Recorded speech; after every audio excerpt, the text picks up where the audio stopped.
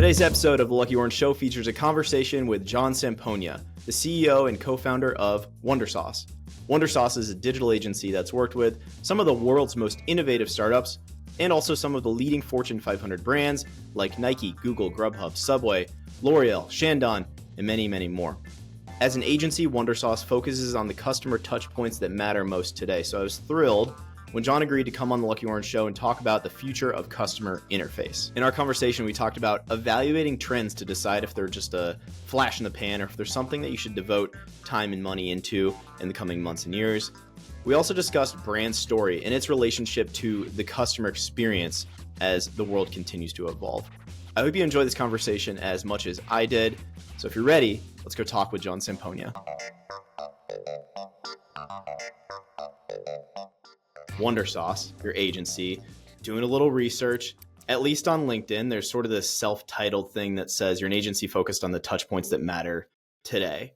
I think that's a really great way to tee up what we want to talk about today, which is the future of interface and the future of these touch points, what they look like now, what they'll look like soon. So I'm curious if we could kind of start with, what you think are some of the most exciting and relevant touch points and opportunities for brands as we head into 2025? I think there's a lot we can kind of go into, but to me, it's the idea that brands' marketing plans and their customer journeys are more connected than ever. And I think that we're having to advise, consult, and execute across tech, decisions, creative, and media, in many cases in the same conversation.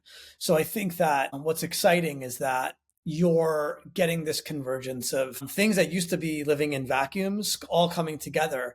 And when it's done right, it's giving a customer a really informed decision that helps them with the appropriate context as they're going about making decisions, whether it's purchasing or whether or not they want to engage further with the business. So that's kind of what we're talking about a lot. And then, not to bury the lead, but the future of interface, which is obviously super exciting. And I think something we're pumped to see evolve over the next few years. Yeah, for sure. Now, on the agency side, you have, you can name drop if you want, but you have a lot of big name customers who care a lot about being in front of their competitors and being in front of the market. They're market leaders in many cases.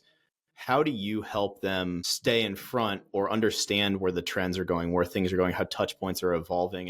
And as an agency, how do you evaluate these trends to say, is it just a flash in the pan thing?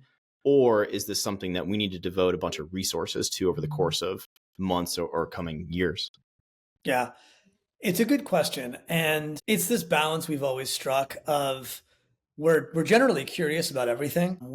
Internally, at least, we will dive into most trends that reach any point of scale. And whether or not we decide to recommend it on behalf of our clients, typically the kind of through line is if your children and grandparents use it, it's going to have a long-term impact. And I think Apple has always done an amazing job. They're never first to market, but when they actually put their stamp on something, it's usually the most intuitive and the best. And it's why their products, you give it to like a 2-year-old and they figure out how to use it. So we always like to not be the first to market, but when we do get involved with something, it's something that we feel is at like a point of scale where it's going to reach all walks of life. And obviously AI is that. I think like we've always been a little skittish around things like, augmented reality or mixed reality, things that required like a lot of dependencies for it to feel right. And there's a lot of risk in terms of having a bad experience. So like that's an example of something that we're always curious about, and we would deploy it once in a while, but it wasn't anything we ever wanted to like go all in on because there were so many dependencies that needed to be checked for us to actually say, this is right for you, or it's going to have 99% success rate with all your customers all the time. On the other side of the coin, I think AI it's undeniable. It's everywhere. Right. Yeah. And I mean, the future, there is something to be said for a market accepting something and a market being created before you jump into it. You don't have to be first to win necessarily. And I've seen you talk about before how it's all really about the customer experience. And so you are going to value the customer experience and saying, is this new idea, is this new way of interacting with people interrupting that customer experience, or is it going to be benefiting it? I'm curious if you have any thoughts on kind of like the role of these new trends and interfaces as it relates to, I mean, it is the customer experience, right? Yeah, it is the customer experience. And at the end of the day, we are an agency built to better businesses and make them sell more products and get exposure to more people. This is not like an art project. So we're here to make sure that anything we're doing is helping the experience and definitely not getting in the way. Mhm. So for us, especially the last few years, I think like if we're talking about like e-commerce and websites and making sure what we're building is intuitive, we're at this like maturation point of the internet where web standards exist and best practices exist. And it's gotten to the point where almost every single website is following the same exact construct. And it's great, but it's also kind of boring and a little bit commoditized. I think we're at like that tipping point where it's going to blow up again. And we're going to go into like what I like to call like the third stage of the internet. And I think we're going to shift from this very like polished grid-based structure of modules coming together to form homepages and landing pages and PDPs and all that stuff.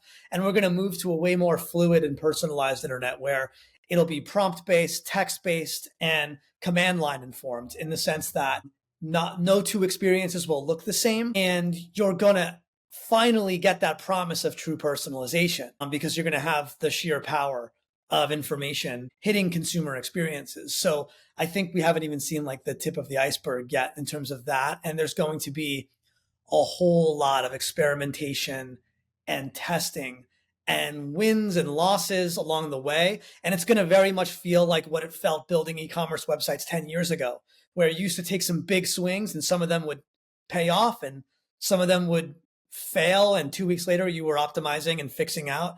So I think there's going to be a lot of fun building digital product again. It's actually quite opposite of what you hear in the news about everything being like taken over by the machines. I think there's going to be like people that know what they're doing, leveraging this strong technology to build really human experiences that make things like shopping very fun. Yeah. What do you say to a brand, and we can say e-commerce, but a brand that says, I don't want to stand out in the way of saying that my shopping experience should mirror other shopping experiences because that's the customer's expectation? Is the solution there just being a super iterative and ramping up experimentation velocity and saying you need to move toward the future? It's okay to be outside of the box. Maybe your checkout page looks like a checkout page. Everything leading up to that has some wiggle room. What do you just say to somebody who might have hesitations about moving away from quote unquote what works? Yeah, I don't think it's going to be like a shift that, you deploy an update and your entire website looks different. I think it's going to be stages and stages over the next few years, getting us to a point where things start to look different.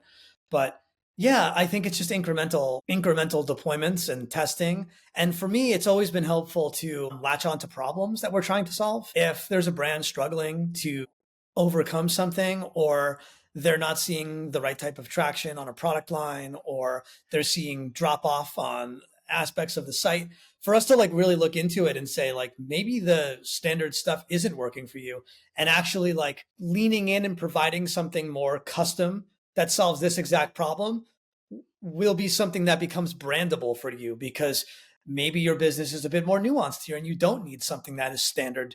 You need something that is a little bit different because your problem is presenting the user with a problem that they're not able to solve here.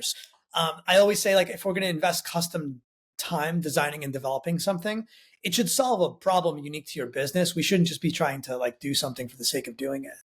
And you called out AI, so we have to double click on that. Of course, this is a podcast with two dudes talking about stuff, so we got to talk about AI a little bit more.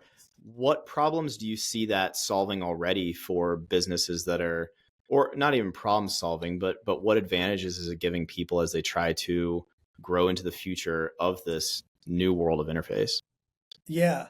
Well, I think right now we're very much at like, for the sake of this conversation, we can call it like the front end version of AI. Like you're seeing chatbots all over the place now. Yeah. And it's very much like, you're seeing AI scraping client websites, brand websites, whatever. And it's basically giving you back information that you can find on the website. You have a problem with something, it's saying, oh, check this out. You have a question about how something fits, you should check this and watch this video. But really, like, we're in like that 1.0 phase, the front end phase, where it's just taking information that's already publicly available and serving it up to you within that viewport of a chatbot. So it's really just like very intuitive searching. It's not anything too deep. I think the next step of this whole equation is going to be when you start to allow the AI to actually get into the back end of things. Your e-commerce information, your CRM, your business intelligence software, all the things that are these disparate, disconnected systems that humans kind of look at to make decisions about how to handle customer service issues, bring people down the funnel, increase repeat buys, all that stuff.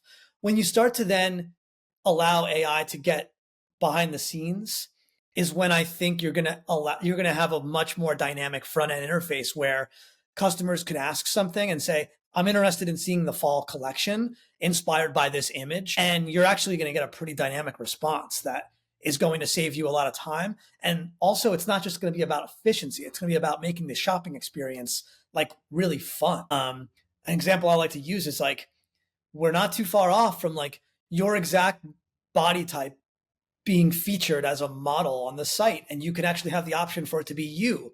So you're sitting on your couch shopping and you're trying to buy some new winter clothes, and you could see how something will exactly fit on you, and you could mix and match, and it's kind of like a live lookbook. So I think that for me, at least, I'm excited about how AI is going to make e-commerce human again, and for it to not all feel the same and very grid-like.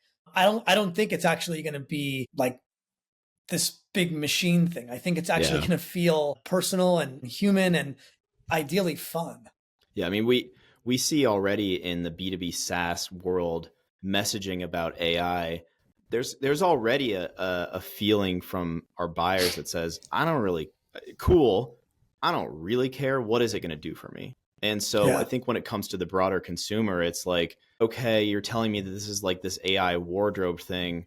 I actually just care that it accurately represents who I am. So I don't have to keep buying 3 different sizes and returning 2, these things that are kind of just the reality of a carryover from an e-commerce shopping experience that's existed for 30 years.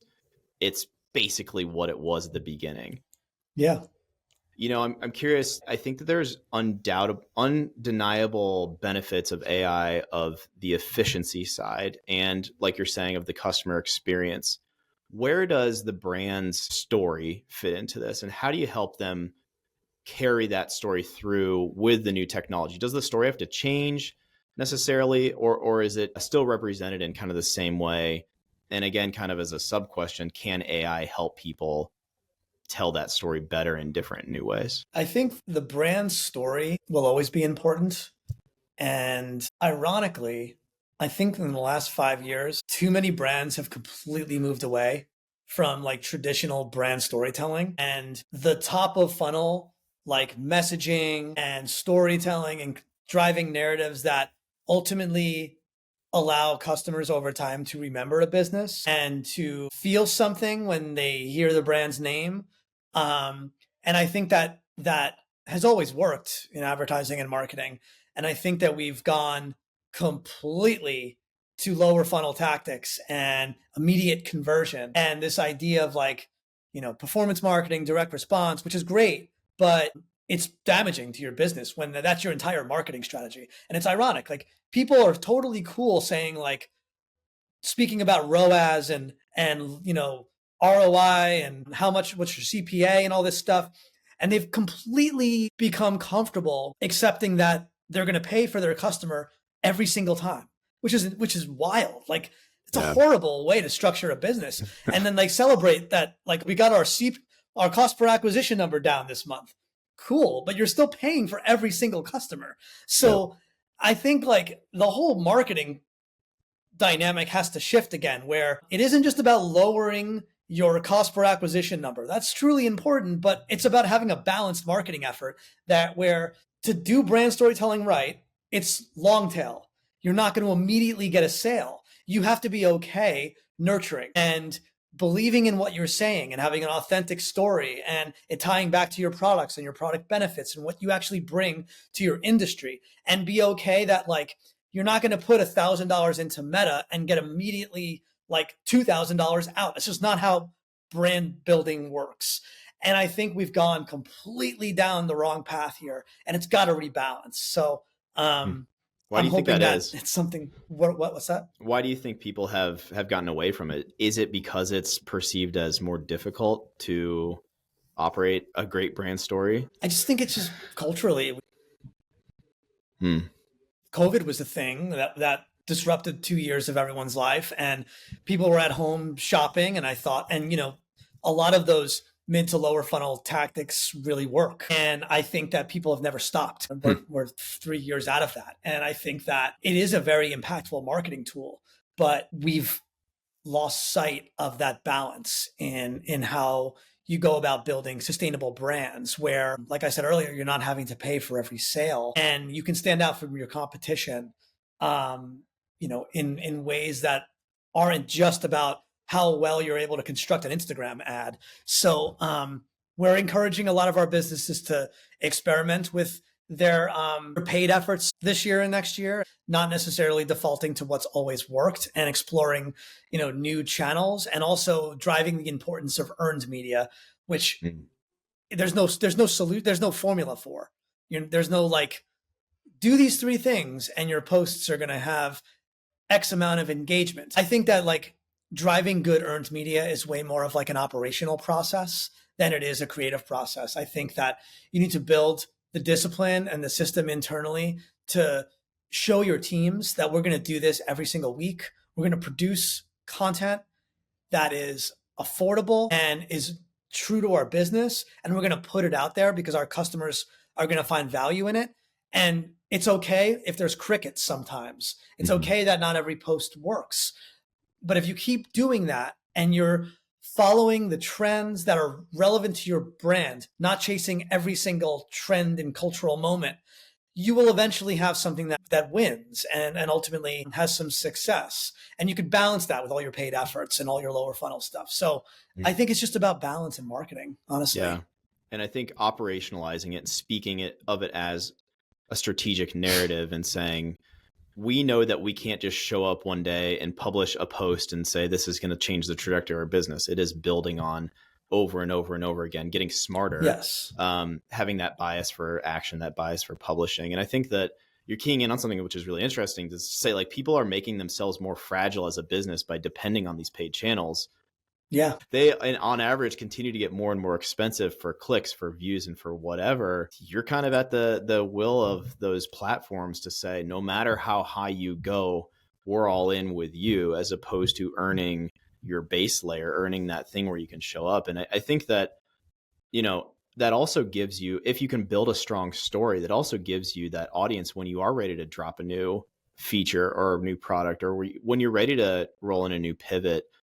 You have people that are more likely to stand by you and come back and be interested in what you're doing. I also think on the brand side, brand, in my opinion, shows up as like a distribution advantage, because you build that audience and you build that thing that's there when it comes time to release. And it's a product advantage because you say, we're the kind of brand that does things like this, or that delivers products like this.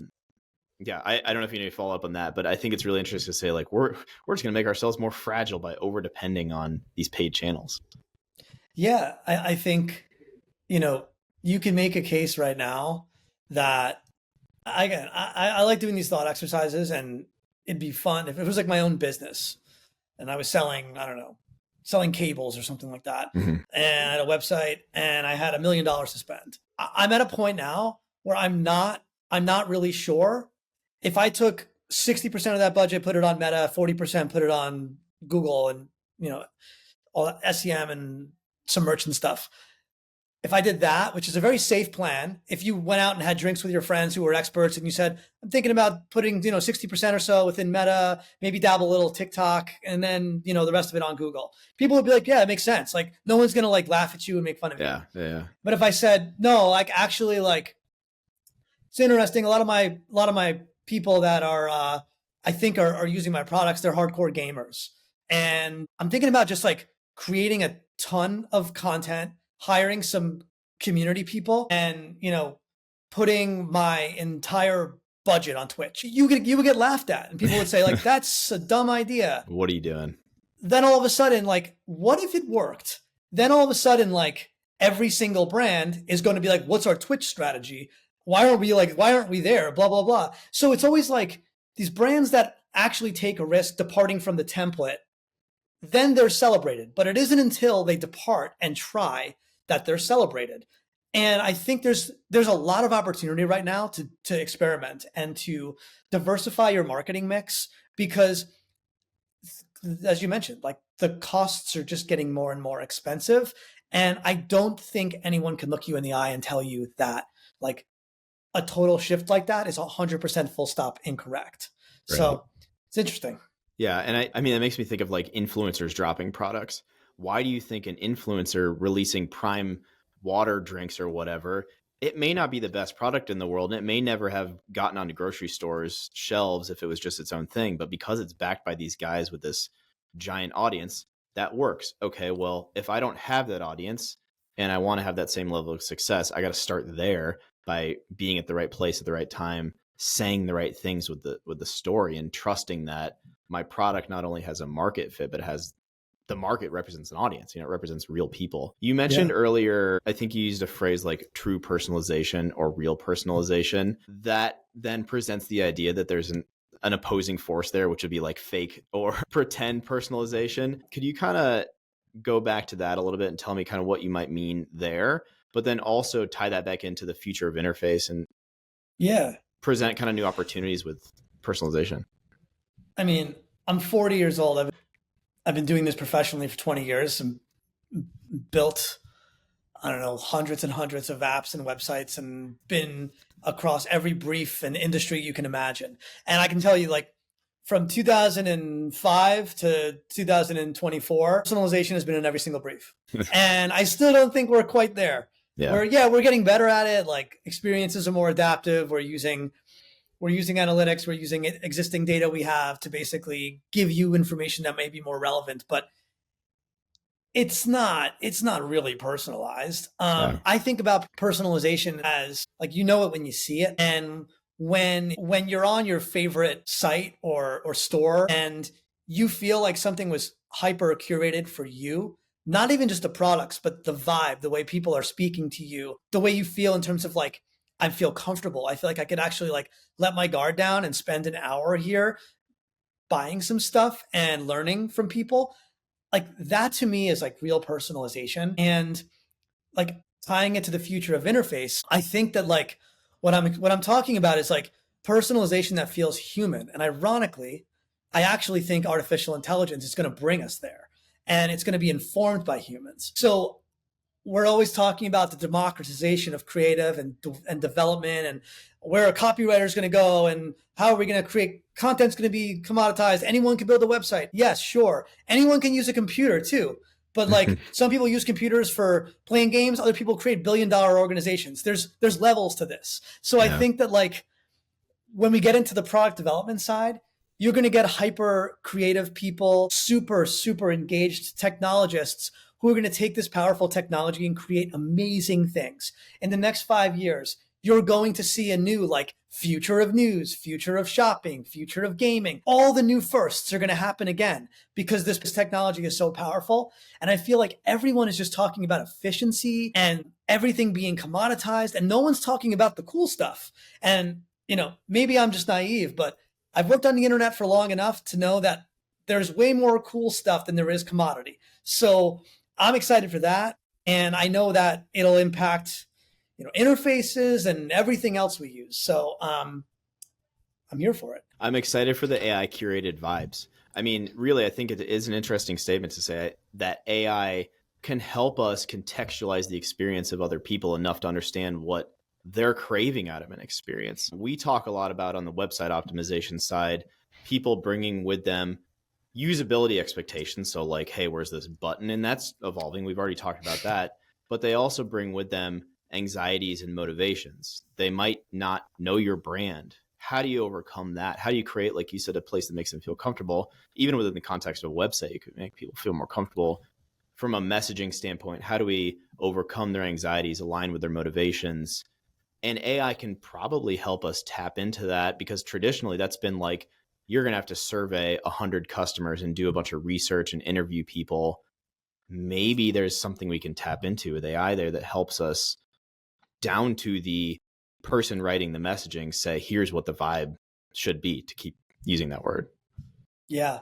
I mean, the cool thing about it is the lift over time is going to be effortless, because the John Sampogna version of how I use the internet is going to follow me around, and it's going to know my likes and dislikes.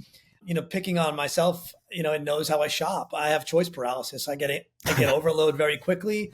I'll bounce when I get confused, and I'll deal with this at another time. I don't want to shop right now. And it'll know that. So if I'm trying to buy, activewear to work out with, it's going to know that, like, I just want to buy black t-shirts and black shorts. And it's probably going to eliminate 80% of the experience and serve up two things that I'm really going to like in the size I want. And it's going to maybe have, like, my biggest concern around, like, the fabric and how stretchy it is right there for me. But that's not going to be what you see. It's only going to be what I see. And those same insights and behavioral things that matter to me are going to translate when I'm buying a car or something completely different. So I think that, like, the last 10 years, we've been talking about user archetypes and personas, things that are action-based that we can use from a user experience perspective to design experiences. And I think that we're not going to have to do that anymore, because it's going to be, every archetype is going to be completely different. And the sites, the apps, or whatever version of things we engage with and whatever they're called in the future, they're going to be able to adapt based on every single person's unique archetype. Yeah. So, yeah. I think that doesn't that change the role of the brand then? Like, how do you, if I know that you shop in a certain way, am I creating my brand and my story to serve it? I mean, you're not the only person who shops like that. You're not the only person who shops for a black t-shirt and black shorts. Am I curating my experience in a way that's, of course, flexible to a wide variety of people, but still maintains some sort of differentiation? Because it kind of feels like what you're talking about would be a world where it matters less where I'm buying those shorts from. I may only buy Lululemon right now, but in that world, how do I still get that connection to the brand? And maybe that doesn't matter to the consumer, but the brand wants to show up and get that. The repeat shopper is maybe really what I'm talking about, is like, how do you get that? And that, comes back to maybe other channels. Yeah. It'll be like taking 100% of the screen real estate into account. I imagine conversations where it's like, how much of that percentage are we giving the user, like, fixed branded content, things that are non-negotiables? Like, is it 20%? Is it 50%? Like, what are we serving up to every single user? And then what is, like, that adaptive sandbox that is just unique to this person? So I can imagine conversations where it's like a ratio that we want to basically take shape and ultimately figure out how to, like, make sure this is a branded experience. But I think your question raises a much bigger question that I don't have the answer to, but it's really around, like, the role of a website in 5 years and whether or not there is a role of a website. I mean, I've been trying to learn more about, like, language model optimization and the shift from SEO to LMO. And, I've seen some videos and read some stuff that, like, no one really knows. People have good hunches and assumptions on it, but, like, there is a world in which, like, we're all just creating websites to be scraped by large language models, and everyone is consuming content and shopping within, OpenAI or Gemini or whatever. And the brand website is no longer a thing. I don't think that's going to be true, but then let's assume it is. Then does that mean that, like, brands are going to be creating their own destinations to be, like, hyper experiential? And maybe it's less transactional and it's more whimsical and fun. And it's more around, like, you're going to this experience maybe once or twice a year. But like when I go to check out the Rolex catalog for 2025, I'm going to spend an hour and it's going to be amazing. It's going to be like as if I'm in Switzerland right now, and I'm going to like pour a glass of wine and go deep, and it's going to feel like I'm watching a 3-hour cinematic masterpiece. Like, who knows? Like, are we going to be living on two opposite ends of the spectrum? But yeah. And maybe that's where social media plays a role here, because a lot of, especially existing brands today, will have larger followings in 5 years. It's supposedly, if they're continuing on their story. So maybe the social media side of things, as those channels evolve themselves, or as new social media is like a placeholder for that sort of, in the moment sort of posting. And maybe that's the role. And maybe the shopping environment turns to something like you're talking about, where it's within the interface, the chat interface, or it's maybe there's a more collaborative thing where you can show up amongst other brands that aren't competitive, but that are similar, and feed your audience. And so, I think we're in for some exciting experimental times. Yeah, for sure. So just to kind of put a button on this, we've talked a lot about exciting things in the future. Is there anything else in your world, interface or otherwise, that you would tag as saying, I think 2025 is going to be a big year for this certain idea? I think we've already got it a lot on our plate. No, I mean, I think that you're going to start to see the real impact of AI in 2025. I think that it is already well incorporated into many people's workflow, and you're going to start seeing it in consumer products in real ways. So I think that's the biggest shift to look out for. And it's what I think is the most exciting. Where can people connect with you and learn more about Wondersauce and everything that you're doing? Yeah, you can find me on LinkedIn. Maybe we can put that in the show notes. And for sure. You can also just drop me a line at john@wondersauce.com. Awesome.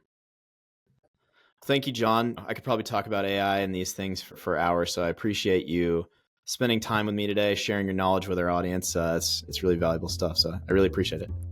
Thanks a lot, Sean. My pleasure. Thanks for tuning in to another episode of The Lucky Orange Show. Before we go, if you haven't tried Lucky Orange yet, head over to www.luckyorange.com for a free 7-day trial of our leading conversion rate optimization toolkit. What's in that toolkit? Well, let's start with session recordings and heat maps. With session recordings, you can watch a full playback of an entire visitor journey on your website. Everywhere they click, scroll, move, everything they do in your site, a full playback, so you can see what's getting in the way of conversions and what is getting people over that finish line to convert. With dynamic heat maps, you can see the average visitor behavior on a page. So you can see clicks, moves, and scrolls. You can see how far down the page the average visitor is scrolling. And if something is below that line, that means that more than 50% of visitors are not seeing that. Lucky Orange also offers tools like live chat, announcements, and surveys so that you can communicate with your website visitors in real time. So again, if you have not tried Lucky Orange, or if you're not a user yet, head over to luckyorange.com, check it out, 7-day free trial with no credit card required. If you're a Shopify store owner, head over to the Shopify App Store to download the Lucky Orange app to your store today, as well as BigCommerce, HubSpot, Square, and many more. Check us out, and happy optimizing.